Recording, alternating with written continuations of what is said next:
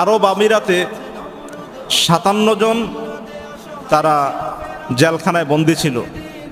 কোটা সংস্কার আন্দোলনকে কেন্দ্র করে দেশের প্রশাসন, বিশেষ করে পুলিশ বাহিনী নির্বিচারে গুলি করে যে ছাত্রদেরকে হত্যা করছিল, তার প্রতিবাদে মধ্যপ্রাচ্যের আরব আমিরাতে বাংলাদেশের যারা প্রবাসী শ্রমিক আছে তারা বাংলাদেশের দূতাবাসের সামনে এবং গুরুত্বপূর্ণ কয়েকটা রাস্তাতে তারা বিক্ষোভ মিছিল করেছিল, যার পরিস্থিতিতে আরব আমিরাতের পুলিশ তাদেরকে অ্যারেস্ট করে 3 জনকে যাবজ্জীবন কারাদণ্ড দেয়।